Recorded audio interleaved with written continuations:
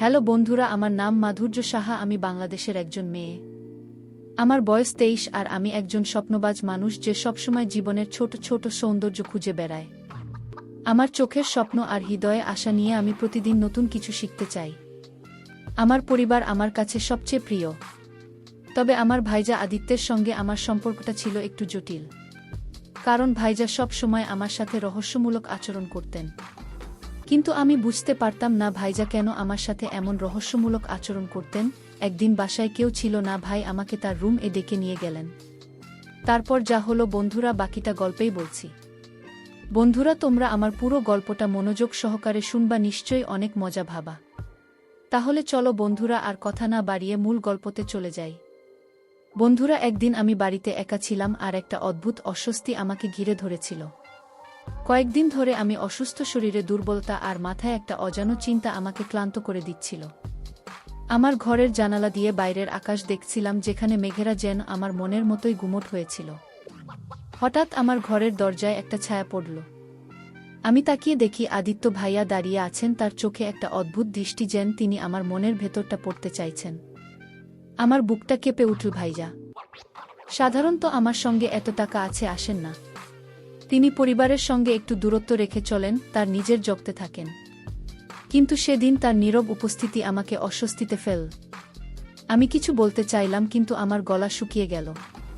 তিনি কোনো কথা না বলে শুধু আমার দিকে তাকিয়ে রইলেন। তার দৃষ্টিতে একটা গভীরতা ছিল যা আমাকে ভয়ের সঙ্গে সঙ্গে বিভ্রান্ত করছিল। আমি ভাবলাম, তিনি কি আমার অসুস্থতার জন্য চিন্তিত, নাকি অন্য কিছু লুকিয়ে আছে তার মনে। আমার মনে হাজার প্রশ্ন জমে গেল। ভাইজা কেন এমন করছেন? তিনি কি কিছু বলতে চান, কিন্তু বলতে পারছেন না? আমার শরীরের দুর্বলতা আমাকে আরও অস্থির করে তুলছিল। আমি সাহস করে বললাম, ভাইজা আপনি এভাবে তাকিয়ে আছেন কেন? আমি ঠিক আছি। কিন্তু তিনি কোনো উত্তর দিলেন না। শুধু তার চোখে একটা অদ্ভুত উদ্বেগ ফুটে উঠল। আমি আরও ঘাবড়ে গেলাম। তার নীরবতা আমার কাছে অস্বাভাবিক লাগছিল। হঠাৎ ভাইজা ঘরের একটা বইয়ের তাকের কাছে গেলেন। আমি লক্ষ্য করলাম তিনি তাকের একটা পুরনো ডায়েরি হাতে নিলেন। আমার মনে পড়ল ওটা আমার বাবার ডায়েরি, যেটা আমি কখনো খুলে দেখিনি। ভাইয়ার ডায়েরিটা হাতে নিয়ে পাতা উল্টাতে লাগলেন, যেন কিছু খুঁজছেন। আমি অবাক হয়ে বললাম, ভাইয়া ওটা কি করছেন? কিন্তু তিনি আমার দিকে তাকালেন না। তার মুখে একটা গম্ভীর ভাব ফুটে উঠল, যেন তিনি কোনো গভীর চিন্তায় ডুবে আছেন। আমার মনের অস্থিরতা আরও বেড়ে গেল। ভাইয়ার এই আচরণ আমার কাছে রহস্যময় লাগছিল। তিনি কি কিছু লোক হচ্ছেন, নাকি আমার অসুস্থতার পিছনে কোনো গোপন কারণ আছে যা তিনি জানেন? আমি আরও কিছু বলতে যাচ্ছিলাম, কিন্তু তখনই তিনি ডায়েরিটা বন্ধ করে ঘর থেকে বেরিয়ে গেলেন। আমি অবাক হয়ে তাকিয়ে রইলাম। তার এই চলে যাওয়া আমার মনে আরও প্রশ্ন জাগিয়ে দিল। আমি বিছানায় শুয়ে ভাবতে লাগলাম, ভাইজা কেন এমন করছেন?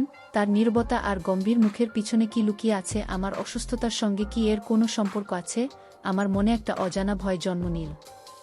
আমি জানতাম এই রহস্যের উত্তর পেতে আমাকে আরও গভীরে যেতে হবে। কিন্তু আমার শরীরের দুর্বলতা আমাকে বাধা দিচ্ছিল। তবু আমি ঠিক করলাম, আমি এই রহস্যের জট খুলব। সেদিন রাতে আমি ঘুমোতে পারিনি। ভাইয়ার সেই দৃষ্টি আর ডায়েরি হাতে নেওয়ার দৃশ্য আমার মন থেকে যাচ্ছিল না।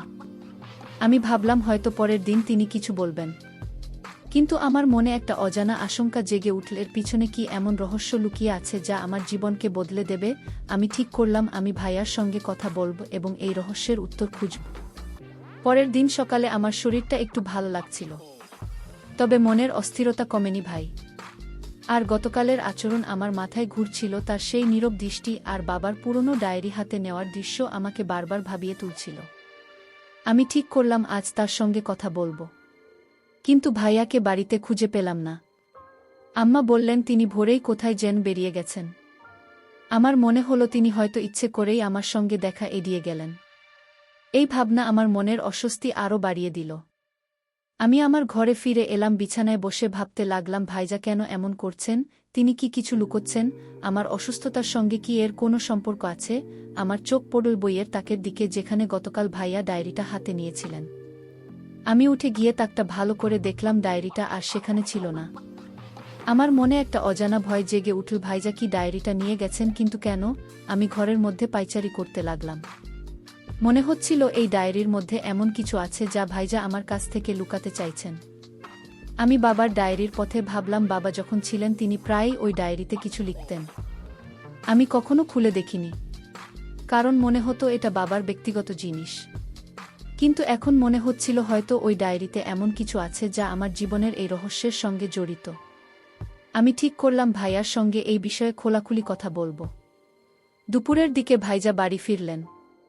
আমি তাকে ডাকার আগেই তিনি আমার ঘরে এলেন।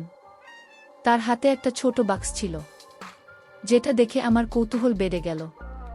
আমি জিজ্ঞাসা করলাম, ভাইজা, এটা কি? তিনি কোনো উত্তর না দিয়ে বাক্সটা টেবিলে রাখলেন, তার মুখে আবার সেই গম্ভীর ভাব। আমি বললাম, ভাইজা, আপনি কাল থেকে এমন অদ্ভুত আচরণ করছেন, কি হয়েছে আমাকে বলুন। কিন্তু তিনি শুধু বললেন, তুমি এখন বিশ্রাম করো, পরে কথা হবে। তার কথায় একটা অদ্ভুত শীতলতা ছিল, আমি আর সহ্য করতে পারলাম না। আমি বললাম, ভাইজা, আপনি কেন এমন করছেন? আমি জানতে চাই, কাল আপনি বাবার ডায়েরি কেন হাতে নিয়েছিলেন? ওটা এখন কোথায়? আমার কথা শুনে ভাইজা একটু চমকে উঠলেন। তিনি আমার দিকে তাকালেন, তার চোখে একটা অদ্ভুত উদ্বেগ। তিনি ধীরে ধীরে বললেন, তুমি অনেক কিছু জানতে চাও মাধুর্য, কিন্তু এখন সময় হয়নি। তার এই কথা আমাকে আরও বিভ্রান্ত করে দিল। আমি জোর দিয়ে বললাম, ভাইজা, আমি আর অপেক্ষা করতে পারছি না। আপনি কিছু লুক করছেন, তাই না? আমার অসুস্থতার সঙ্গে এর কী সম্পর্ক? আমার গলায় কান্না চলে আসছিল। ভাইজা একটু থমকে গেলেন, তারপর শান্ত কণ্ঠে বললেন, তুমি শান্ত হও, আমি কিছু লুকোচ্ছি না, শুধু কিছু জিনিস বোঝার জন্য সময় লাগে। তার কথায় আমার মন আরও জট পাকিয়ে গেল। আমি বুঝতে পারছিলাম না তিনি কি বোঝাতে চাইছেন। ভাইজা ঘর থেকে বেরিয়ে যাওয়ার আগে বাক্সটা আমার হাতে দিলেন। তিনি বললেন, এটা রাখো, এখন খুলল না। যখন সময় হবে তখন দেখবে। আমি বাক্সটা হাতে নিয়ে অবাক হয়ে তাকিয়ে রইলাম। বাক্সটা ছোট, কিন্তু ওজনে একটু ভারী লাগছিল। আমি ভাবলাম এর মধ্যে কি থাকতে পারে। আমার মনে হলো এই বাক্সের সঙ্গেও হয়তো ভাইয়ার রহস্যের কোনো যোগসূত্র আছে।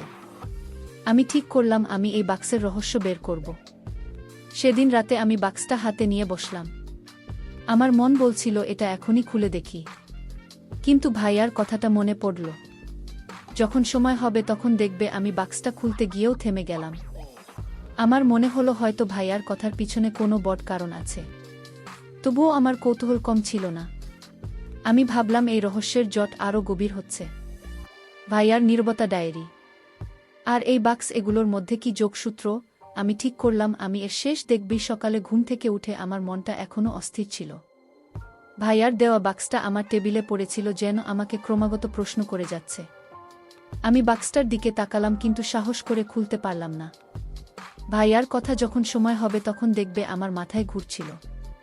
আমি ভাবলাম হয়তো তিনি আমাকে কিছু বোঝাতে চাইছেন, কিন্তু কি? আমি ঠিক করলাম আজ তার সঙ্গে খোলাখুলি কথা বলবই। যতই তিনি এড়িয়ে যান না কেন, বাড়িতে গিয়ে দেখি ভাইজা বসার ঘরে বসে একটা পুরনো ছবির অ্যালবাম দেখছেন। আমি কাছে গিয়ে দেখলাম এটা আমাদের পরিবারের পুরনো ছবি, যেখানে আমি আর ভাইজা ছোটবেলায় একসঙ্গে খেলছি। আমি অবাক হয়ে বললাম, ভাইজা, আপনি এই অ্যালবাম কেন দেখছেন? তিনি একটু হাসলেন, কিন্তু উত্তর দিলেন না। তার হাসিতে একটা অদ্ভুত শান্তি ছিল যা আমার মনকে আরও বিভ্রান্ত করল। আমি বললাম, ভাইজা, আমাকে কিছু বলুন, আপনি কেন এমন রহস্যময় আচরণ করছেন? ভাইজা অ্যালবামটা বন্ধ করে আমার দিকে তাকালেন।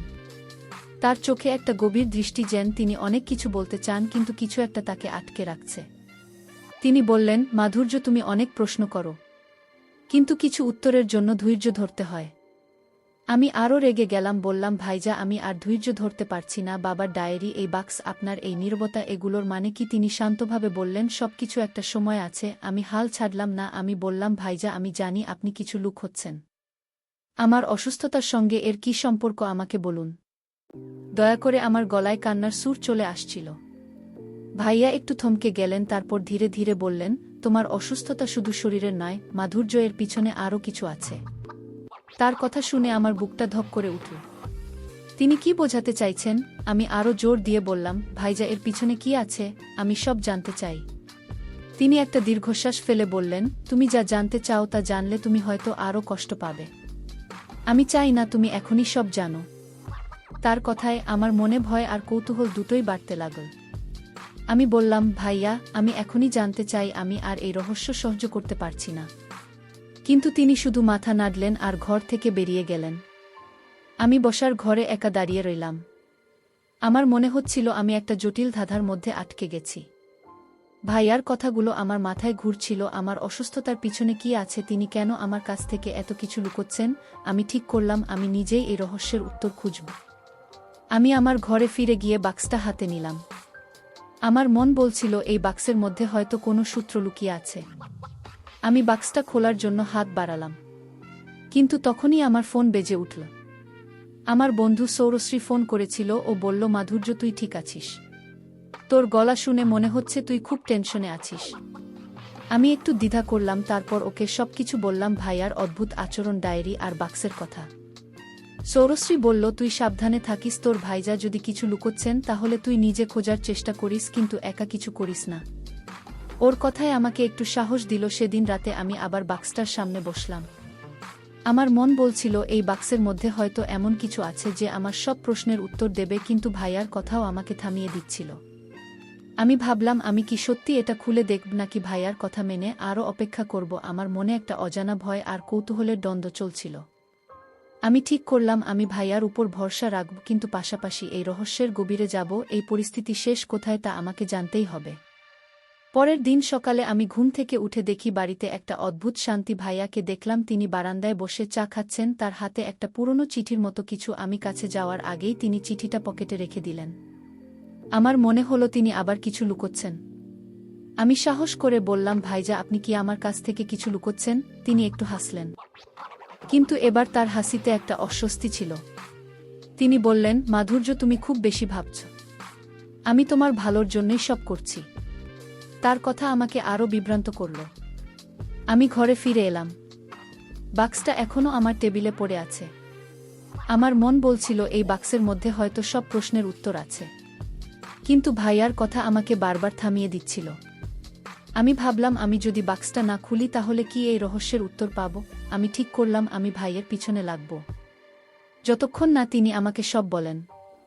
কিন্তু তার আগে আমি নিজে কিছু খুঁজে দেখব।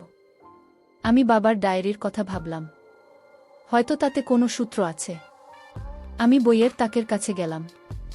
ডায়েরিটা তো ভাইয়ার নিয়ে গেছেন, তবুও আমি তাকটা ভালো করে দেখতে লাগলাম। হঠাৎ আমার চোখ পড়ল একটা পুরনো খাতার দিকে, যেটা তাকের এক কোণে ধুলো ঢাকা পড়েছিল। আমি খাতাটা হাতে নিলাম। এটা বাবার হাতের লেখা, কিন্তু ডায়েরি নয়, এটা যেন একটা চিঠির খসড়া। আমি পড়তে শুরু করলাম। চিঠিটা আমাকে উদ্দেশ্য করে লেখা। তাতে লেখা ছিল, আমি জানি আমার সময় কম, কিন্তু মাধুর্যের জন্য আমি চিন্তিত। ওর ভবিষ্যৎ নিয়ে আমার ভয় আছে। আমার হৃৎপিণ্ড দ্রুত চলতে লাগল। বাবা কেন এমন লিখেছিলেন? আমি খাতাটা আরও উল্টে দেখলাম। আর একটা পাতায় লেখা ছিল, আদিত্যকে আমি সব বলেছি, ও আমার কথা রাখবে। আমার মাথা ঘুরে গেল। ভাইজা কি জানেন বাবা তাকে কি বলেছিলেন? আমি খাতাটা হাতে নিয়ে ভাইয়ের কাছে যাওয়ার জন্য দৌড় দিলাম, কিন্তু তিনি তখন বাড়িতে ছিলেন না। আম্মা বললেন তিনি কোথায় যেন বেরিয়েছেন। আমার মনে হলো তিনি ইচ্ছা করেই আমাকে এড়িয়ে যাচ্ছেন। আমি খাতাটা লুকিয়ে রাখলাম। ঠিক করলাম তিনি ফিরলে এটা নিয়ে কথা বলবো। দুপুরে আমি সৌরশ্রীর সঙ্গে ফোনে কথা বললাম। আমি ওকে খাতার কথা বললাম। সৌরশ্রী বলল, মাধুর্য তুই সাবধানে থাক, এই খাতায় যদি কিছু গুরুত্বপূর্ণ সূত্র থাকে তাহলে তোর ভাইজা হয়তো তোর কাছ থেকে ইচ্ছা করেই লুকোচ্ছেন। তুই একা কিছু করিস না। আমি বললাম, সৌরশ্রী আমি আর চুপ করে থাকতে পারছি না, আমাকে জানতেই হবে ভাইজা কি লুক করছেন। সৌরশ্রী আমাকে শান্ত হতে বলল, কিন্তু আমার মন শান্ত হচ্ছিল না।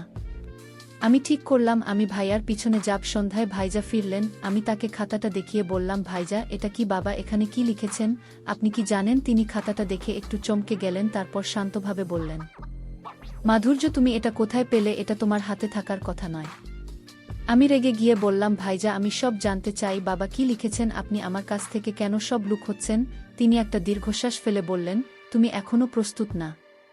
আমার চোখে পানি চলে এল। আমি বললাম, ভাইজা আমি আর এই রহস্য সহ্য করতে পারছি না।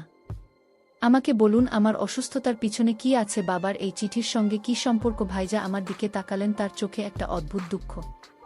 তিনি বললেন, মাধুর্য আমি তোমাকে কষ্ট দিতে চাই না, কিন্তু তুমি যদি সত্যিই জানতে চাও তাহলে আর একটু অপেক্ষা করো। তার কথা আমাকে আরও হতাশ করল।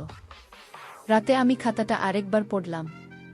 বাবার লেখা আমাকে বারবার ভাবিয়ে তুলছিল। আমার ভবিষ্যৎ নিয়ে তিনি কেন চিন্তিত ছিলেন, আর ভাইজা কেন আমাকে কিছু বলছেন না? আমি বাক্সটার দিকে তাকালাম। আমার মনে হলো এই বাক্স আর খাতার মধ্যে কোনো যোগসূত্র আছে। আমি ঠিক করলাম আমি ভাইয়ার কথা না শুনে নিজেই এই রহস্যের গভীরে যাব।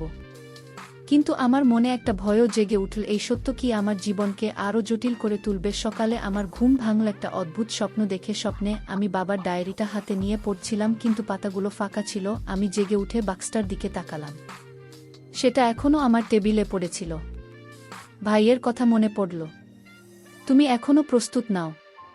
আমার মনে হলো তিনি আমাকে কিছু থেকে দূরে রাখতে চাইছেন। কিন্তু আমার কৌতূহল আর ধৈর্যের বাঁধ ভাঙছিল। আমি ঠিক করলাম, আজ আমি বাক্সটা খুলবই। যতই ভাইজা বারণ করুক, আমি বাক্সটা হাতে নিলাম। এটা ছোট, কিন্তু কাঠের তৈরি, আর একটা ছোট তালা লাগানো। আমি ভাবলাম, এর চাবি কোথায়? আমি ঘরের চারপাশে খুঁজতে লাগলাম। হঠাৎ আমার চোখ পড়ল আমার ড্রয়ারে। সেখানে একটা ছোট চাবির মতো কিছু দেখলাম। আমি চাবিটা নিয়ে বাক্সের তালায় লাগালাম। হ্যাঁ, এটা ঠিকই খাপ খেয়ে গেল। আমার হৃৎপিণ্ড দ্রুত চলতে লাগল। আমি বাক্সটা খুললাম। ভেতরে একটা পুরনো চিঠি আর একটা ছোট ছবি ছিল। চিঠিটা বাবার হাতের লেখায়। আমি পড়তে শুরু করলাম। তাতে লেখা ছিল, মাধুর্য, তুমি যখনই চিঠি পড়বে তখন হয়তো আমি আর থাকব না। আমি জানি তুমি অনেক কষ্টে আছো, কিন্তু আমার কিছু কথা তোমার জানা দরকার। তোমার অসুস্থতা শুধু শরীরের নয়, এর পিছনে আমাদের পরিবারের একটা গোপন কারণ আছে। আমার হাত কাঁপতে লাগল। বাবা কি বোঝাতে চাইছেন? আমি ছবিটার দিকে তাকালাম। এটা আমার আর বাবার একটা পুরনো ছবি, যেখানে আমি ছোটবেলায় তার কোলে বসে হাসছি। আমি চিঠিটা আরও পড়লাম। বাবা লিখেছেন, আদিত্যকে আমি সব বলেছি। ও তোমাকে রক্ষা করবে, কিন্তু তুমি তাকে ভুল বুঝো না। আমার মাথা ঘুরতে লাগল। ভাইজা কি জানেন আর আমি তাকে কেন ভুল বুঝছি? আমি চিঠিটা হাতে নিয়ে ভাইয়ার খোঁজে বেরিয়ে পড়লাম। তিনি বাড়ির পেছনের বাগানে দাঁড়িয়েছিলেন, হাতে সেই পুরনো ডায়েরি। আমি দৌড়ে গিয়ে বললাম, ভাইজা, এই চিঠি কি? বাবা কি লিখেছেন? আমার অসুস্থতার পিছনে কি গোপন কারণ? তিনি আমার হাতে চিঠিটা দেখে চুপ করে রইলেন। তারপর ধীরে ধীরে বললেন, মাধুর্য, তুমি বাক্সটা খুলে ফেলেছ। আমি মাথা নাড়লাম। আমি বললাম, ভাইজা, আমাকে সত্যি বলুন, বাবা কি লিখেছেন? আমার অসুস্থতার পিছনে কি গোপন কারণ? তিনি আমার দিকে তাকালেন, তার চোখে একটা গভীর দুঃখ। তিনি বললেন, মাধুর্য, এটা আমাদের পরিবারের একটা পুরনো ঘটনার সঙ্গে জড়িত। কিন্তু এখনই সব বলা ঠিক হবে না। তুমি আমার উপর ভরসা রাখো। আমি রেগে গিয়ে বললাম, ভাইয়া, আমি আর ভরসা করতে পারছি না। আমাকে সব বলতে হবে। ভাইজা চুপ করে রইলেন। তারপর তিনি ডায়েরিটা আমার হাতে দিয়ে বললেন, এটা পড়ো, কিন্তু প্রতিশ্রুতি দাও তুমি শান্ত থাকবে। আমি ডায়েরিটা হাতে নিলাম। আমার হাত কাঁপছিল। আমি জানতাম এই ডায়েরির মধ্যে এমন কিছু আছে যা আমার জীবনের সব প্রশ্নের উত্তর দিতে পারে। আমি ঘরে ফিরে ডায়েরিটা খুললাম। প্রথম পাতায় বাবার হাতের লেখায় লেখা ছিল, আমাদের পরিবারের একটা রহস্য আছে, আর মাধুর্য তার সঙ্গে জড়িত। আমার শরীর ঠান্ডা হয়ে গেল। রহস্য, এটা কি বোঝায়? আমি ডায়েরিটা বন্ধ করে ফেললাম। আমার মনে হলো আমি এমন কিছু মুখোমুখি হতে যাচ্ছি যার জন্য আমি প্রস্তুত নই। কিন্তু আমার কৌতূহল আমাকে থামতে দিচ্ছিল না। আমি ভাবলাম, ভাইরা কেন আমাকে এতদিন এসব লুকিয়েছেন? তিনি কি আমাকে রক্ষা করতে চাইছেন নাকি অন্য কিছু?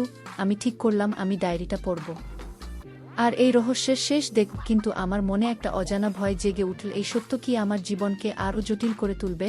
ডায়েরিটা হাতে নিয়ে আমি আমার ঘরের দরজা বন্ধ করে দিলাম। আমার হৃৎপিণ্ড এত জোরে ঢুকছিল যে মনে হচ্ছিল এটা যেন বুক ফেটে বেরিয়ে আসবে। বাবার লেখা সেই শব্দগুলো, আমাদের পরিবারের একটা রহস্য আছে, আর মাধুর্য তার সঙ্গে জড়িত। আমার মাথা ঘুরে গেল। রহস্য, এটা কি বোঝায়? আমি ডায়েরির পাতা উল্টাতে শুরু করলাম, কিন্তু ভয়ে আমার হাত কাঁপছিল। প্রতিটা পাতায় বাবার হাতের লেখা, কিন্তু সেগুলো যেন আমাকে একটা অন্ধকার গল্পের দিকে টেনে নিয়ে যাচ্ছিল। একটা পাতায় লেখা ছিল, আমাদের পরিবার আর পূর্বপুরুষদের একটা ভুলের কারণে এই রহস্য এসেছে। আমি জানি মাধুর্যের অসুস্থতা এরই ফল। আমি চেষ্টা করেছি, কিন্তু এর সমাধান খুঁজে পাইনি। আমার মাথা ঘুরে গেল। বাবা কেন এই কথা আমাদের কাছে লুকিয়েছিলেন, আর ভাইজা কেন এতদিন এই ডায়েরি আমার কাছ থেকে দূরে রেখেছিলেন? আমি আরও পড়লাম, বাবা লিখেছেন, আদিত্য আমার একমাত্র ভরসা। আমি ওকে সব বলেছি, ও মাধুর্যকে বাঁচাবে। আমার চোখে পানি চলে এল। ভাইজা কি সত্যি আমাকে বাঁচাতে চাইছেন? আমি ডায়েরিটা বন্ধ করে বিছানায় বসে পড়লাম। আমার মনে হাজারো প্রশ্ন ঘুরছিল। এই রহস্য কি? আমার অসুস্থতার সঙ্গে কি সম্পর্ক? আর ভাইজা কেন আমাকে এতদিন কিছু বলেননি? আমি ঠিক করলাম আমি তার সঙ্গে এখনই কথা বলবো। আমি ডায়েরিটা হাতে নিয়ে বাইরে গেলাম। ভাইজা তখনও বাগানে ছিলেন, একটা গাছের নিচে বসে কি যেন ভাবছিলেন।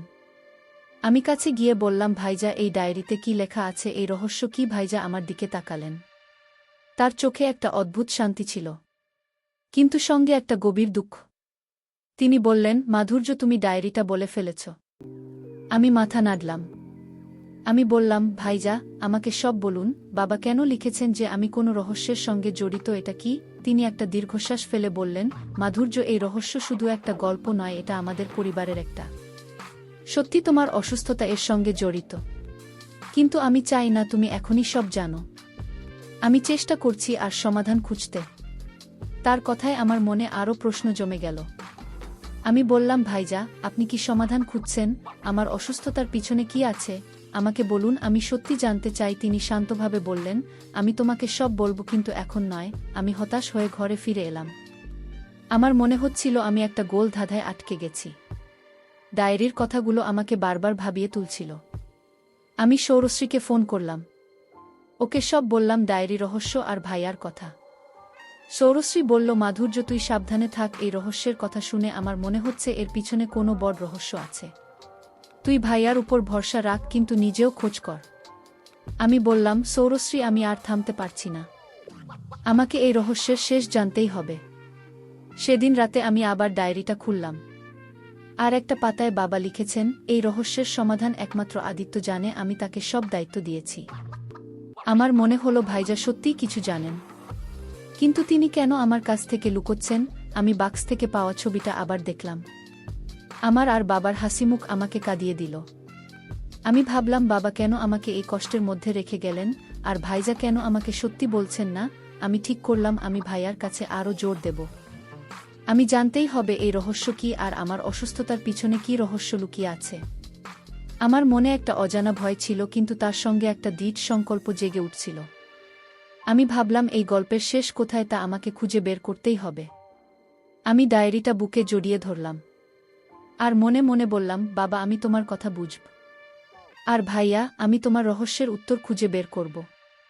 সকালে আমি ঘুম থেকে উঠে একটা অদ্ভুত অনুভূতি নিয়ে জেগে উঠলাম। ডায়েরির কথাগুলো আমার মাথায় ঘুরছিল। রহস্য, আমার অসুস্থতা আর ভাইয়ার নীরবতা। আমি আর অপেক্ষা করতে পারছিলাম না। আমি ঠিক করলাম, আজ ভাইয়ের কাছে সব সত্য জানবেই। আমি ডায়েরিটা হাতে নিয়ে বসার ঘরে গেলাম। ভাইয়া সেখানে একটা পুরনো বই পড়ছিলেন। আমি তার সামনে দাঁড়িয়ে বললাম, ভাইজা, আমাকে এখন সব বলতে হবে। এই রহস্য কি, আর আমার অসুস্থতার পিছনে কি রহস্য লুকিয়ে আছে? ভাইজা বইটা বন্ধ করে আমার দিকে তাকালেন। তার চোখে এবার আর কোনো দ্বিধা ছিল না, বরং একটা দৃঢ়তা ছিল। তিনি বললেন, মাধুর্য, তুমি যদি সত্যিই জানতে চাও তাহলে আমার সঙ্গে আয়। আমি অবাক হয়ে তার পিছনে গেলাম। তিনি আমাকে বাড়ির পুরনো স্টোর রুম এ নিয়ে গেলেন, যেখানে বাবার কিছু পুরনো জিনিস রাখা ছিল। তিনি একটা পুরনো বাক্স বের করে বললেন, এর মধ্যে তোমার সব প্রশ্নের উত্তর আছে। ভাইজা বাক্সটা খুললেন। ভেতরে কিছু পুরনো কাগজপত্র আর একটা ছোট মূর্তি ছিল। মূর্তিটা দেখে আমার মনে হলো এটা আমাদের পারিবারিক কোনো প্রতীক হতে পারে। আমি বললাম, ভাইজা, এটা কি? তিনি বললেন, এটা আমাদের পূর্বপুরুষদের একটা প্রতীক। এর সঙ্গে আমাদের পরিবারের একটা পুরনো গল্প জড়িত। তিনি একটা কাগজ তুলে আমাকে দিলেন। তাতে লেখা ছিল, আমাদের এক পূর্বপুরুষ কোনো একটা ভুল সিদ্ধান্তের কারণে একটা রহস্যের মুখে পড়েছিলেন, যার প্রভাব এখনও আমাদের পরিবারে রয়ে গেছে। আমি কাগজটা পড়ে বললাম, ভাইজা, এই রহস্যের সঙ্গে আমার অসুস্থতার কি সম্পর্ক? ভাইজা শান্ত কণ্ঠে বললেন, মাধুর্য, বাবা বিশ্বাস করতেন তোমার অসুস্থতাই রহস্যেরই ফল, কিন্তু আমি এটা পুরোপুরি বিশ্বাস করি না। আমি গত কয়েক বছর ধরে এর সমাধান খুঁজছি। আমি অবাক হয়ে বললাম, তাহলে আপনি আমার কাছ থেকে এতদিন কেন লুকিয়েছেন? তিনি বললেন, কারণ আমি চাইনি তুমি ভয় পাও। আমি চেয়েছি তুমি নিজের জীবন নিয়ে এগিয়ে যাও। আমার চোখে পানি চলে এলো। আমি বললাম, ভাইজা, আপনি আমাকে কেন এত কষ্টের মধ্যে রেখেছেন? আমি ভেবেছিলাম আপনার উদ্দেশ্য খারাপ। ভাইজা আমার কাঁধে হাত রেখে বললেন, মাধুর্য, আমি তোমাকে কখনো কষ্ট দিতে চাইনি। আমি শুধু চেয়েছি তুমি সুস্থ থাকো। বাবা আমাকে তোমার দায়িত্ব দিয়েছিলেন, আমি সেই দায়িত্ব পালন করছি। তার কথায় আমার মনে একটা অদ্ভুত শান্তি এলো, কিন্তু সঙ্গে সঙ্গে আরও প্রশ্ন জাগল। আমি বললাম, ভাইজা, এই রহস্যের সমাধান কি? আমি কি কখনো সুস্থ হব? ভাইজা একটু চুপ করে থেকে বললেন, আমি একজনের সঙ্গে কথা বলছি যিনি রহস্য নিয়ে গবেষণা করেছেন। তিনি বলেছেন এর একটা সমাধান আছে, কিন্তু তার জন্য আমাদের আরও কিছু জানতে হবে। আমি বললাম, ভাইয়া, আমি আপনার সঙ্গে যাব। আমি এই রহস্যের শেষ দেখতে চাই। তিনি একটু হেসে বললেন, ঠিক আছে মাধুর্য, তো তুমি প্রতিশ্রুতি দাও তুমি শান্ত থাকবে। সেদিন রাতে আমি সৌরশ্রীকে ফোন করে সব বললাম। সৌরশ্রী বলল, মাধুর্য, তোর ভাইরা সত্যি তোর জন্য অনেক কিছু করছেন, তুই তার উপর ভরসা রাখিস, কিন্তু সাবধানে থাকিস। আমি বললাম, সৌরশ্রী, আমি এখন বুঝতে পারছি ভাই আমার ভালো চান, কিন্তু এই রহস্যের কথা আমাকে আরও জানতে হবে। আমি ডায়েরিটা আবার খুললাম। সেখানে বাবা লিখেছেন, এই রহস্যের সমাধান একটা পুরনো মন্দিরে লুকিয়ে আছে, আদিত্যটা খুঁজে বের করবে। আমার মনে হলো এই মন্দির হয়তো আমার সব প্রশ্নের উত্তর দেবে। আমি ঠিক করলাম আমি ভাইয়ার সঙ্গেই মন্দিরে যাব। আমার মনে একটা আশা জেগে উঠল, হয়তো এই রহস্যের শেষে আমি আমার অসুস্থতার সমাধান পাব। কিন্তু সঙ্গে সঙ্গে একটা ভয়ও ছিল, এই রহস্যের সত্যি কি, আর ভাইয়া কি সত্যি এর সমাধান খুঁজে পাবেন? আমি ডায়েরিটা বুকে জড়িয়ে ভাবতে লাগলাম। পরের দিন সকালে ভাইজা আমাকে বললেন, মাধুর্য, আজ আমরা সেই মন্দিরে যাব। আমার মন উত্তেজনা এবং ভয় ভরে গেল। ডায়েরিতে বাবার সেই লেখা রহস্যের সমাধান মন্দিরে লুকিয়ে আছে। আমাকে ঘুমোতে দেয়নি। আমি প্রস্তুত হয়ে ভাইয়ার সঙ্গে বেরিয়ে পড়লাম। মন্দিরটা আমাদের শহর থেকে বেশ দূরে, একটা নির্জন পাহাড়ের কোলে। পথে ভাইয়া খুব কম কথা বললেন, তার মুখে সেই গম্ভীর ভাব। আমি জিজ্ঞাসা করলাম, ভাইজা, এই মন্দিরে কি আছে? তিনি শুধু বললেন, সব জানতে পারবে। মন্দিরে পৌঁছে আমি অবাক হলাম। এটা একটা প্রাচীন মন্দির, ভাঙাচোরা, কিন্তু এর দেয়ালে কিছু অদ্ভুত চিহ্ন খোদাই করা। ভাইজা একজন বয়স্ক পুরোহিতের সঙ্গে কথা বলতে গেলেন। আমি মন্দিরের চারপাশে ঘুরে দেখছিলাম। দেয়ালের একটা চিহ্ন আমার চোখে পড়ল, এটা বাক্সে পাওয়া মূর্তির মতোই। আমি ভাইয়াকে ডেকে দেখালাম। তিনি চুপ করে চিহ্নটা দেখলেন, তারপর বললেন, মাধুর্য, এটা আমাদের পরিবারের প্রতীক। আমার মনে হলো আমরা সত্যের খুব কাছে চলে এসেছি। পুরোহিত আমাদের কাছে এসে বললেন, তোমাদের পরিবারের রহস্যের কথা আমি জানি, এটা একটা ভুল সিদ্ধান্তের ফল যা তোমাদের পূর্বপুরুষ নিয়েছিলেন। তিনি ব্যাখ্যা করলেন, আমাদের এক পূর্বপুরুষ একটা পবিত্র জিনিস চুরি করেছিলেন, আর সেই কারণে আমাদের পরিবারের উপর রহস্য এসেছিল। আমার অসুস্থতা সেই রহস্যেরই একটা প্রভাব।